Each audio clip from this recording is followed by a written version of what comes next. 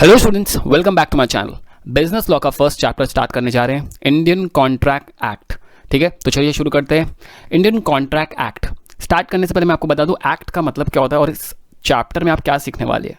देखिए, Indian contract act के अंदर कॉन्ट्रैक्ट से रिलेटेड जितने भी रूल्स एंड रेगुलेशंस है उन्हें एक बुक में लिख दिया गया था।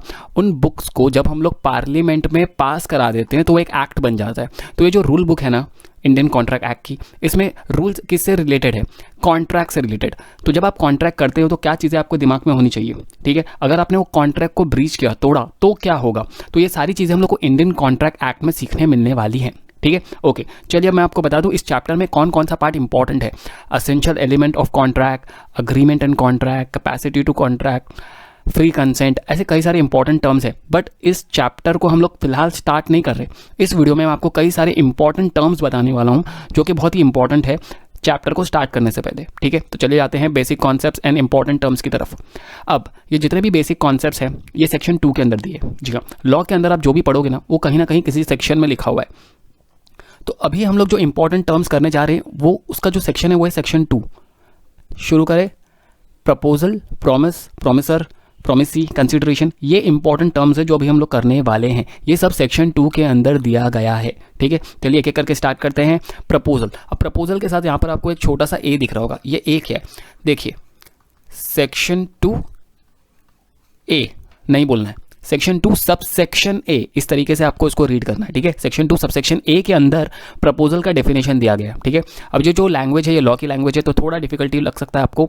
When one person signifies, signify का मतलब क्या होता है? एक्सप्रेस करना। When one person signifies to another his willingness to do or to abstain from doing anything with a view to obtaining the assent, assent का मतलब होता है रजामंदी, of that other to such an act or abstinence, he is said to make a proposal.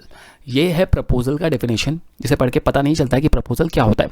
मैं आपको आसान शब्दों में बताता हूँ कि प्रपोजल का मतलब क्या होता है। डेफिनेशन याद करने की ज़रूरत नहीं है, एग्जाम में प्रपोजल का डेफिनेशन नहीं पूछा जाएगा। ठीक है, तो मैं आपको एग्जाम्पल के द्वारा समझाता हूँ। ए एंड बी, ए के पास एक घर है जो वो बेचना चाहता है। ए गया बी के पास और बी को कहा कि उसके पास एक घर है जिसे वो चाहता है कि बी खरीदे 20 लाख रुपए में। ठीक है, ए बेचना चाहता है अपना घर 20 लाख रुपए में बी को। ठीक है, इसे कहते हैं प्रपोजल। यह है एक टाइप का प्रपोजल। ठीक है, अगर बी ने इस प्रपोजल को एक्सेप्ट कर दिया तो ये प्रपोजल क्या बन जाएगा पता है? प्रॉमिस। ए ने बी को एक ऑफर दिया कि अपना घर खरीद ले 20 लाख रुपए में। बी ने एक्सेप्ट कर लिया। जैसे ही प्रपोजल को एक्सेप्ट करते ना तो क्या बन जाता पता है? प्रॉमिस। ठीक है, अब जरा देखिए, प्रॉमिस का भी डेफिनेशन मैंने यहाँ पर दिया हुआ है। प्रॉमिस का डेफिनेशन क्या है? When the person to whom the proposal is made signifies his assent thereto, the proposal is said to be accepted. The proposal when accepted becomes promise. जैसे ही आप प्रपोजल को एक्सेप्ट करते हो वो क्या बन जाता है? प्रॉमिस। अब देखिए, इसका जो डेफिनेशन है यहाँ पर मैं फिर से रीड कर दूं। When one person signifies to another, यहाँ ए ने एक्सप्रेस किया बी को कि वो चाहता है, वो अपना घर बेचना चाहता है बी को। His willingness to do, abstain, assent, assent मतलब रजामंदी, क्या बी रेडी है खरीदने के लिए? तो यहाँ पर ये जो प्रपोजल है ना, एक टाइप का ऑफर है जिसे बी जब एक्सेप्ट करेगा तो प्रॉमिस बन जाएगा। अब क्या ए एंड बी को भी लॉ के टर्म्स में कुछ कहा जाता है? हाँ, जो प्रॉमिस करता है उसको हम लोग कहते हैं प्रॉमिसर। ठीक है, ये जो प्रपोजल कर रहा है ना, the person who makes a proposal, A ने प्रॉमिस करने की शुरुआत की, ए ने प्रपोजल दिया तो ए बन जाता है प्रॉमिसर। तो बी क्या बन जाएगा? प्रॉमिसी। बी बन जाएगा प्रॉमिसी। जो एक्सेप्ट करता है ना प्रपोजल को वो क्या बन जाता है? प्रॉमिसी। यही हमारा अगला डेफिनेशन था, जिसका देखो यहाँ पर आपको फिर से सी नजर आ रहा होगा। It means section 2 sub section C के अंदर डेफिनेशन है प्रॉमिसर, प्रॉमिसी का। The person making the proposal is called promisor, the person accepting the proposal is called promisee.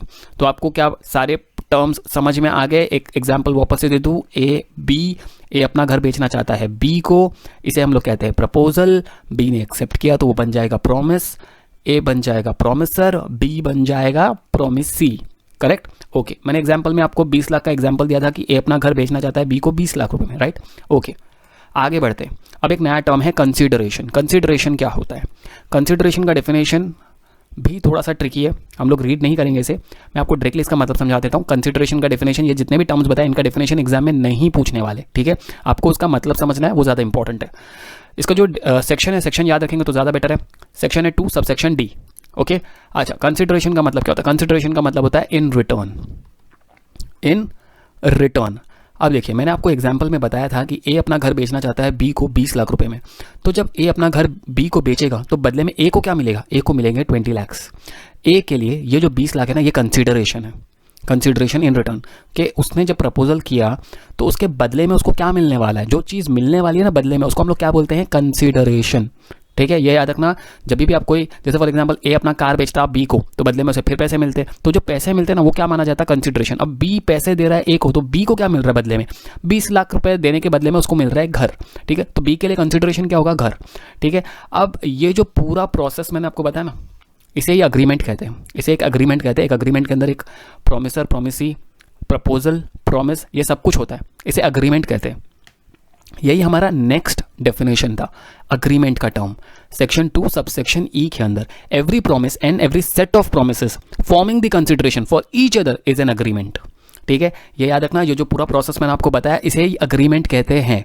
तो पहला टर्म था हमारा प्रपोजल, दूसरा टर्म था हमारा प्रॉमिस, तीसरा टर्म था प्रोमिसर, प्रोमिसी, उसके बाद मैंने आपको बताया कंसिडरेशन, एंड देन फिर मैंने आपको बताया अग्रीमेंट। अब बात आती है कॉन्ट्रैक्ट की। कॉन्ट्रैक्ट क्या होता है, इंडियन कॉन्ट्रैक्ट एक्ट पढ़ रहे तो कॉन्ट्रैक्ट के बारे में तो जाना जरूरी है।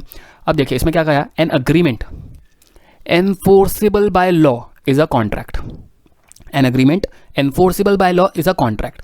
सारे अग्रीमेंट्स कॉन्ट्रैक्ट नहीं होते, सारे अग्रीमेंट्स कॉन्ट्रैक्ट नहीं होते। देखिए अग्रीमेंट होने के लिए क्या होना चाहिए, दो लोग होने चाहिए। सपोज जैसे ए और बी, अब अगर मैं एग्जांपल चेंज करूं, ए ने बी को अपने घर खाने पे बुलाया, ठीक है, ये एक टाइप का प्रपोजल है जो ए ने बी को किया, बी ने एक्सेप्ट किया, बोला मैं आऊँगा आपके घर पे खाना खाने के लिए। ठीक है, तो अब यहाँ पर ए ने बी को प्रपोजल दिया, बी ने एक्सेप्ट किया, प्रॉमिस बन गया, ये प्रॉमिसर, ये प्रॉमिसी, सारी चीज़ें हो रही है। सपोज अगर बी नहीं जाता है ए के घर पे, तो क्या ए बी को कोर्ट में लेके जा सकता है इस सिचुएशन में? नहीं लेके जा सकता, बिकॉज इस एग्रीमेंट में एनफोर्सेबिलिटी नहीं है। ठीक है, अग्रीमेंट्स कई तरह के होते हैं, कुछ सोशल अग्रीमेंट्स होते हैं, डोमेस्टिक अग्रीमेंट्स होते हैं, सारे अग्रीमेंट कॉन्ट्रैक्ट्स नहीं होते। ठीक है, ये याद रखना।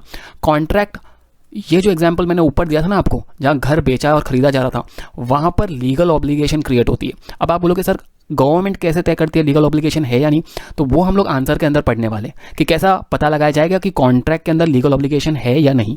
ठीक है, तो इस एग्जाम्पल के द्वारा जो मैंने आपको ए एंड बी का दिया अभी अभी, जहां पर ए बी को क्या कर रहा था, प्रपोजल डाल रहा था, अपने घर पे खाने पे बुला रहा था, बी ने एक्सेप्ट भी किया एंड देन फिर वो गया ही नहीं, तो इस केस में ए बी को ड्रैग नहीं कर सकता कोर्ट में। तो ये अग्रीमेंट तो है लेकिन कॉन्ट्रैक्ट नहीं है। ठीक है, ये याद रखिएगा। बस इस वीडियो में इतना ही। वैसे मैं आपको चाहता था कि आपको सारे जो इंपॉर्टेंट टर्म्स है उसके बारे में थोड़ा थोड़ा नॉलेज दे दूं, ये मेरा इंटेंशन था। इस वीडियो में इतना ही, नेक्स्ट वीडियो में थोड़े और इंपॉर्टेंट कॉन्सेप्ट्स करेंगे एंड देन फिर हम लोग चैप्टर को शुरू करेंगे। ठीक है, तो अगर आपको ये वीडियो पसंद आया तो आपको पता है क्या करना है, लाइक करो, सब्सक्राइब करो, शेयर करो।